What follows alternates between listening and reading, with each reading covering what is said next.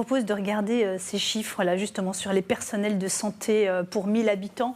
On voit que la Norvège, en termes d'infirmières et de médecins, est très très loin devant.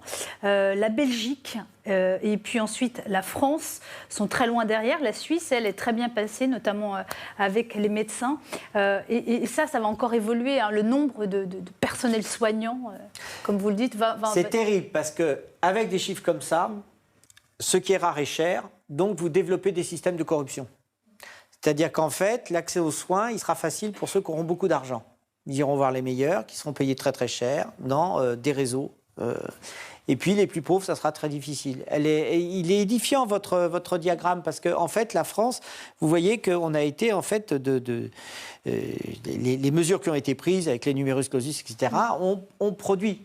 Ça, c'est intéressant, c'est super intéressant. Parce qu'en fait, au début des années 80, on dit on a trop de médecins en France.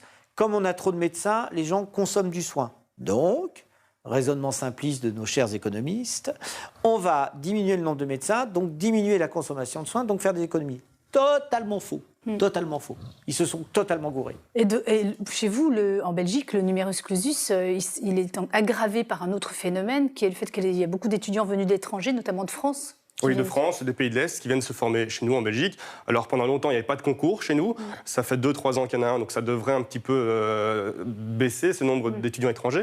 Mais une fois qu'ils font toutes leurs études, ils arrivent à la fin et ils ont un numéro INAMI. C'est le numéro d'agrégation qui leur permet d'être remboursés pour les actes qu'ils pratiquent, pour leur pratique de la médecine.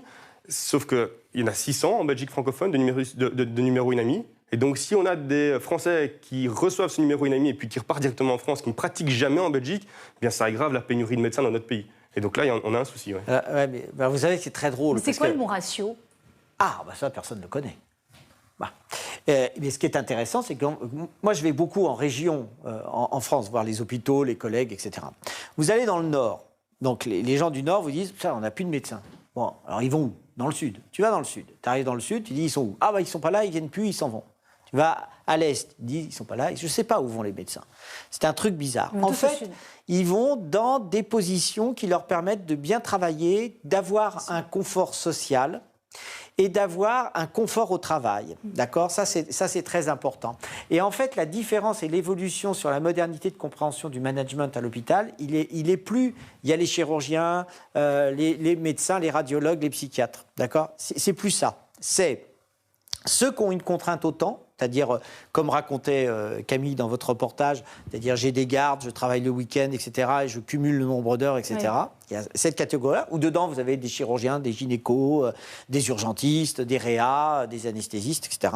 Puis vous avez les autres qui ont des heures ouvrables, qui vont venir travailler du lundi au vendredi et qui ont une modélisation moins contrainte au temps. C'est pas qu'on n'en a pas besoin, c'est juste que la contrainte sociale et la contrainte au temps est différente.